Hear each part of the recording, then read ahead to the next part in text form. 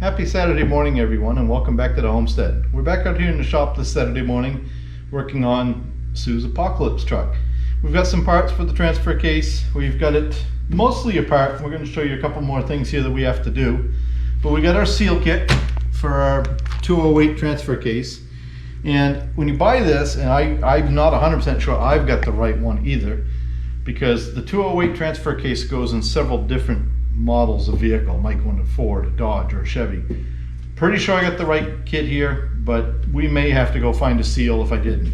The difference being is your output seals. So your, say your Ford, if this was in a Ford, that shaft may be different on the output seal, and it may have a different seal in there than it does on a GM. Other than that, the kits are all the same, and we did get our little plastic pieces for the shift fork. Little NP208 fork pad kit. So again, that whole parts kit there with the seals and the pads probably cost us 10 bucks. Now you remember in the last video we were talking about the fact that the front output shaft moved in and out. After some research I found out that's normal.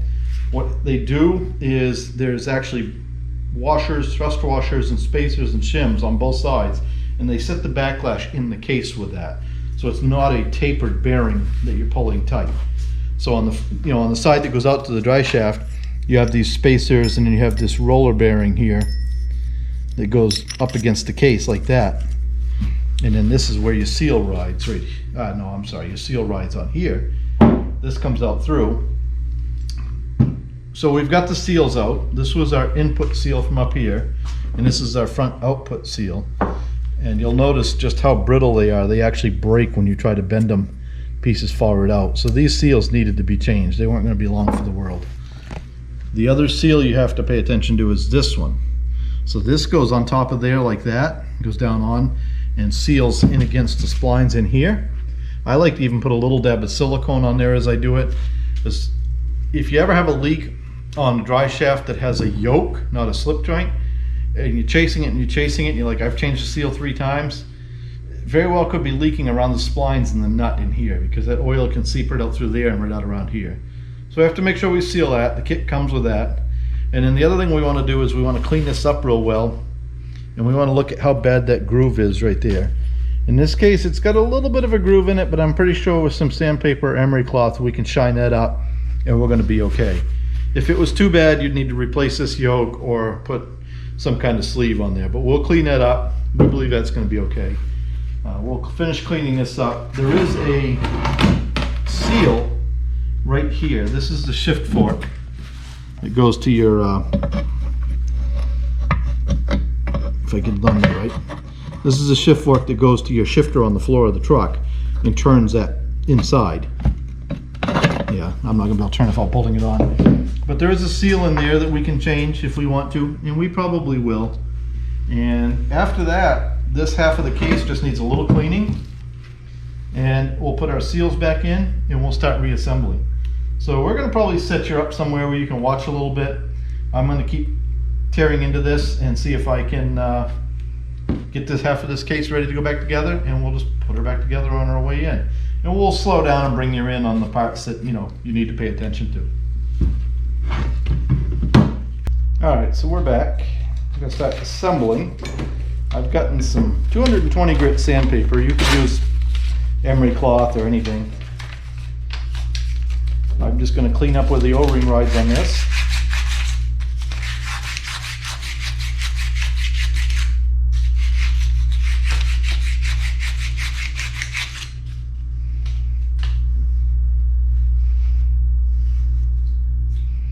And we're going to get a little bit of transmission fluid, so bear with us.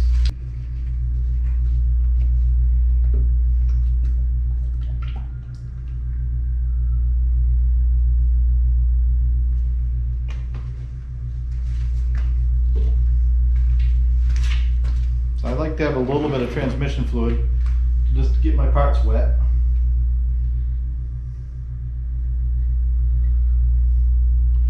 A little plastic spacer goes back in there. So, then I'm going to take this and just put a little fluid on that. And get it in place where it goes.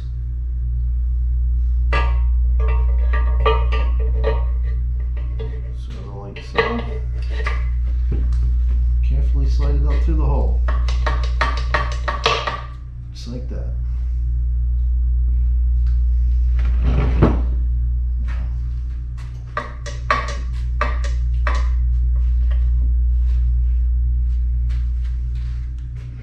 I'm going to put my shifter back on to hold that together.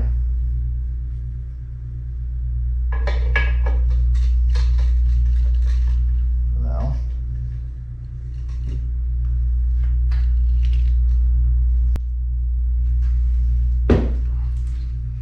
I'm going to put the detent ball back in. Get some stuff out of the way here. Detent ball goes in here. It rides in here and falls into these holes to hold it in the right gear. So we're going to go ahead and put that in now.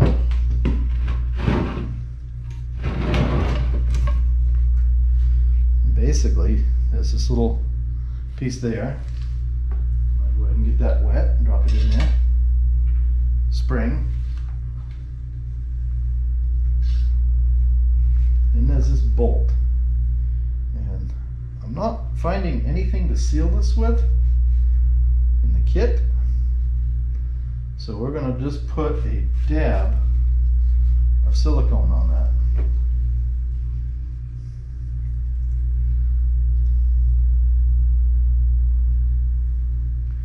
Just the ever so slightest.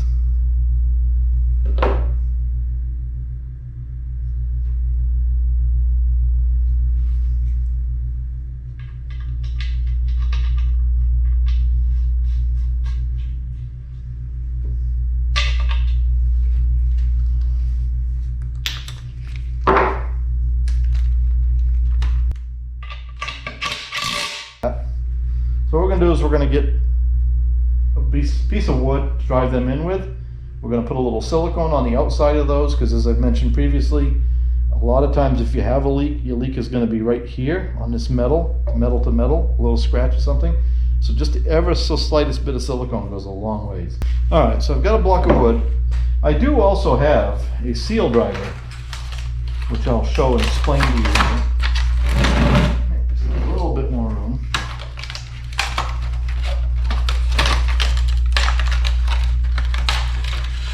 So what a seal driver does is sets on the seal like that, allows you to pound on it evenly with the handle. And that's the best way to do it. I was just going to show you how to use a block of wood for one of them. And we're going to clean up real well inside there. I'm going to take just a dab of silicone. You can see I did not put a lot.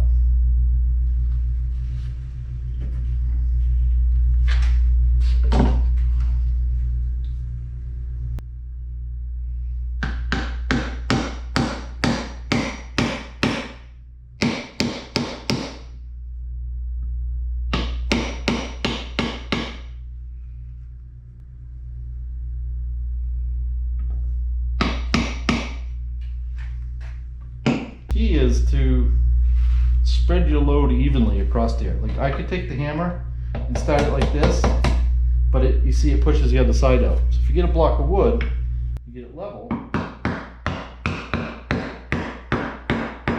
Usually you can get it started.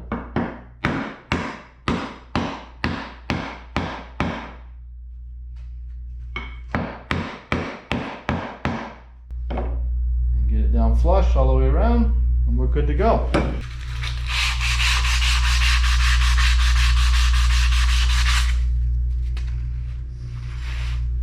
And you'll see that cleaned up pretty nicely. That's going to go back in there in a second. I'm going to get a little bit of stuff out of my way again. And I am going to wash this shaft off just to get any crud or dirt off in it.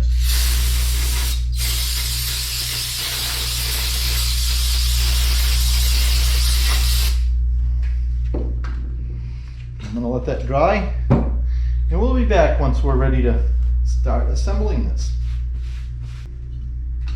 Alright, our piece is dry enough to go back together.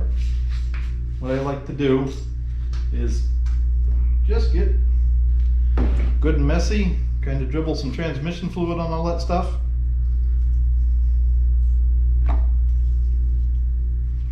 You can put more in your bucket and dump the whole thing in there.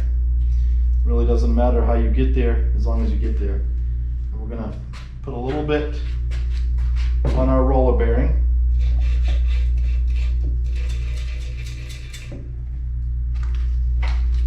I'm gonna slide our shaft in. Now we're gonna hold the shaft so it doesn't fall at the back. Tip the case up and set it on the shaft like that.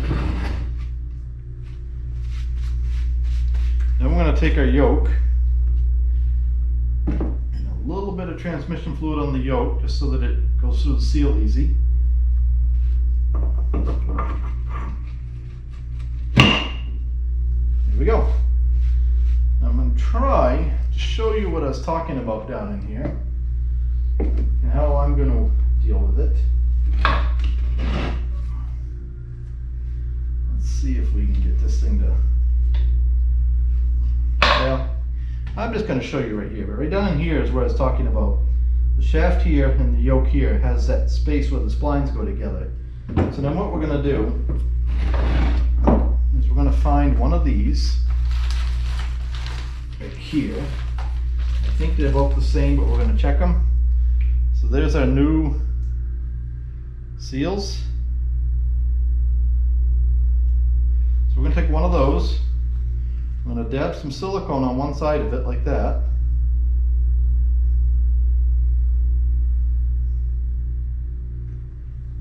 Just like that. And we're going to stick it down in there. And then we're going to put our nut on. But before we put our nut on, I'm even going to go so far as to clean this out and put a little silicone on the threads.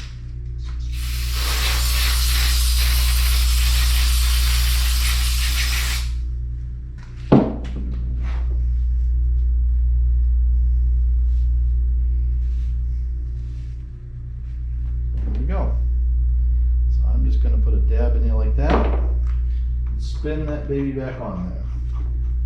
Find my impact.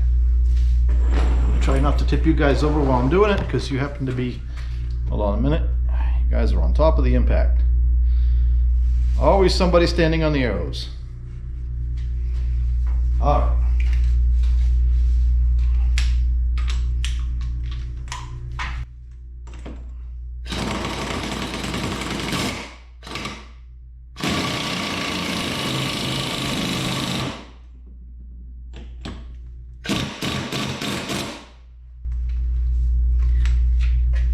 And I know we're supposed to torque those.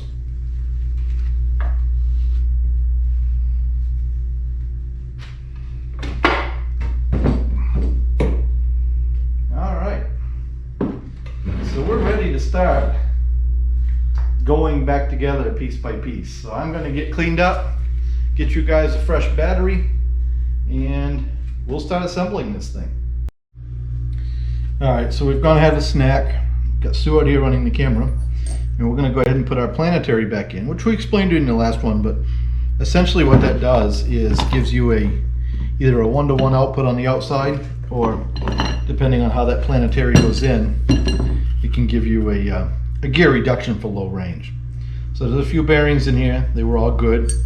We're going to go ahead and do the same thing. We're going to coat some stuff up. On our way in, because this is riding against the seal that we replaced, and then there's some roller bearings in here. We're just going to get our hands dirty.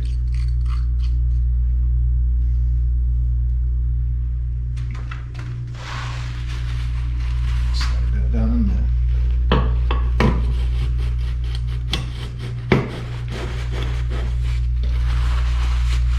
And there's a bearing that goes in there that it's going to be a little interesting. That shaft over there has to go back into there, and we'll set this up and do that when we get there, but we just want to make sure we put that in there because it won't fit through here. So I guess it might if you get really clever, but it's not going to turn sideways. So now we're going to get our planetary down in there.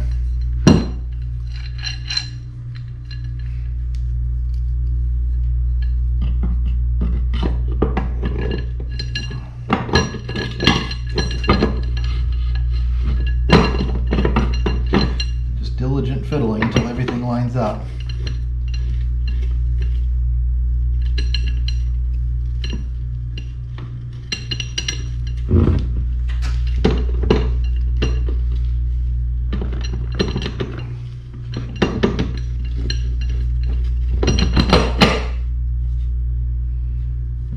Planetary's in. We have to get our low range shift fork now and change our shift bushings. We may have to lift the planetary up a little bit to get that in there, but we'll get that done. Here's our two shift forks. The big one, I believe, is the high range up here, and the little one is the low range because it has to fit around that right there. So we're going to go ahead and set that out of our way again. We're going to open up our bushings.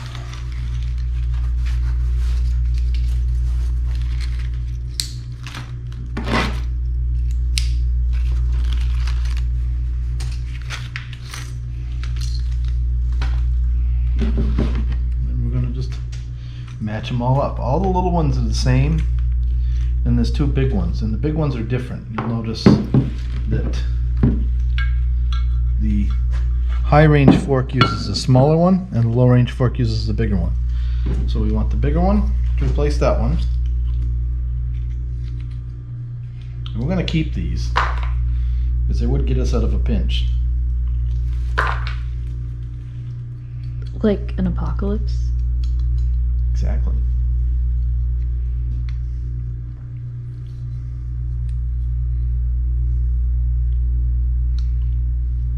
And then this goes down in here, and it goes around that drum. So I think I'm going to pull the drum back out.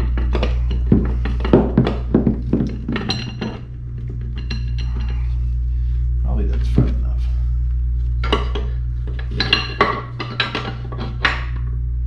It's not.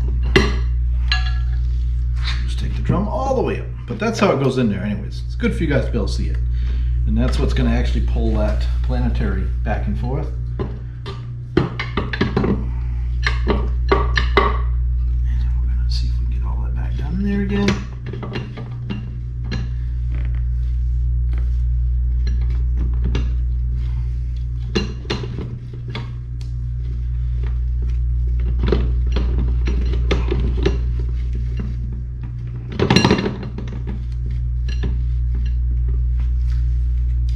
Diligent fiddling. Helps if you can hold the other shaft so it doesn't turn.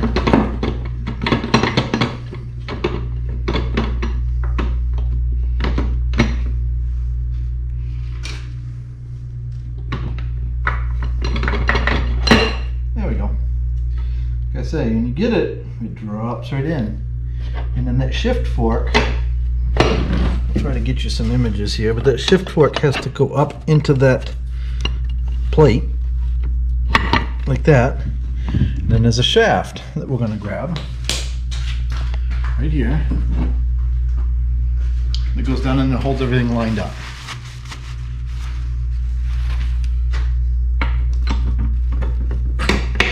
Just like that.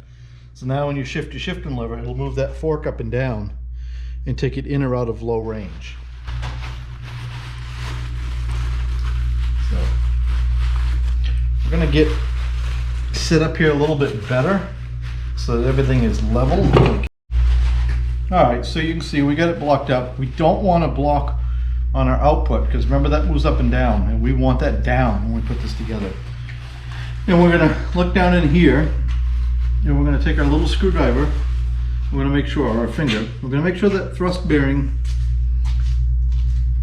I don't know if you can see that down in there, but you can see I can move it out of the way. We're going to line that up on top of that like that, and then this shaft actually goes down in there like that.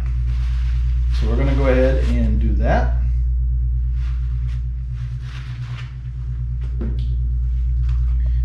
And I believe we can do this fork after the fact as well.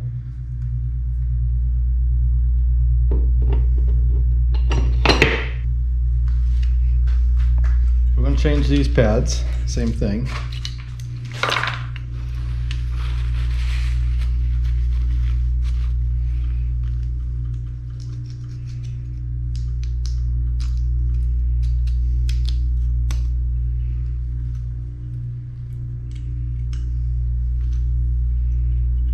that one's ready to go. And that's going to go down in there quite similar. We'll probably have to take our shaft back out to put this in there, but this is going to go down in there and it goes into this groove. And there's a couple more pieces we have to have here. If my memory serves me correctly, this piece is to go over this piece like that. And that goes down in there. We're going to take our shaft out. Actually, we're going to just take this out for now too, I think. Shaft out. I'm going to take this out.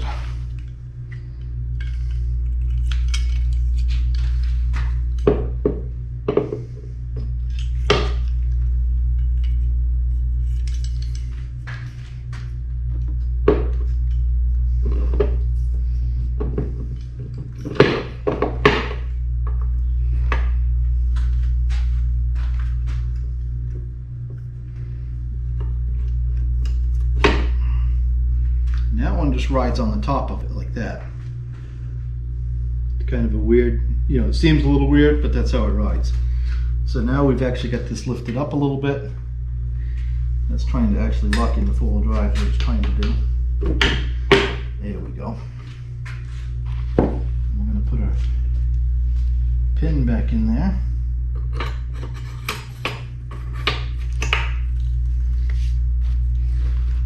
Getting closer to ready for the other half of the transfer case. This is basically going to go just like that. We may actually have to lift this other shaft back up too in order to get that on there a little bit.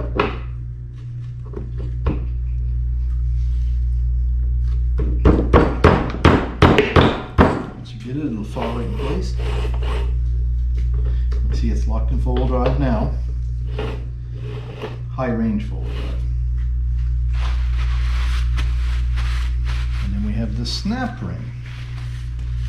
We have to put back on.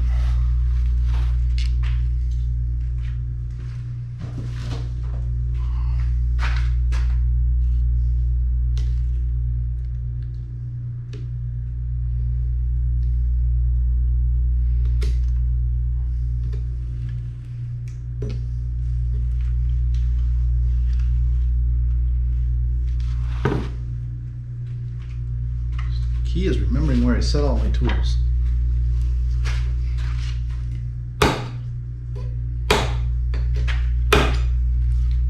And then we have our thrust washer and our spacer. Goes like that. And now we're ready for the other half of the transfer case. There is a spring and a bushing. It has to go on there like that. And there's also another that actually went like that. That goes like that. And this half of the transfer case goes down on there. That piece right there sits up against this right here. And then this shaft goes in this hole. We have to put our magnet back in. It goes right there. And we also have to get a bead of silicone on everything. So the magnet goes right there just to catch any metal filings, sticks to it. Now when you tear it apart, you'll find out. So we're going to clean all this off. So the silicone will stick well.